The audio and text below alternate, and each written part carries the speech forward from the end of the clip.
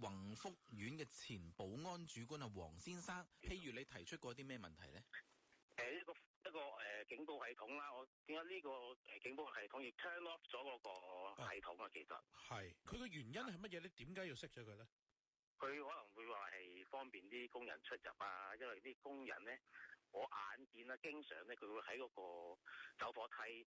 個大廈走火梯個出口度出入嘅工程嘅嘢咧，污糟啊或者剩啊，佢本身可能要去嗰個出入咁樣咯。刪咗嗰個警報系統之外，係冇其他方法可以幫到佢哋出入嘅咩？即係就會響嘅嗰個嘢。O K。係啊。咁急推金屬棚架，仲遮住乜嘢真相？前天文台台長林超英都認為，真正嘅物質禍首係棚網，唔係竹。有網民想喺小紅書講真話，都俾系統封鎖賬戶。根據宏福苑群組內流傳嘅資料顯示，棚網採購自山東神旭化千城網有限公司，並附有一份。而家林卓廷去咗邊？佢坐緊監，料最快2030年1月先獲釋。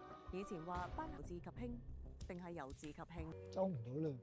每一句話我係英雄嘅時候，我個心係好痛。而家成間屋都係濃煙，我開唔到門噶啦。我聽到走廊有聲。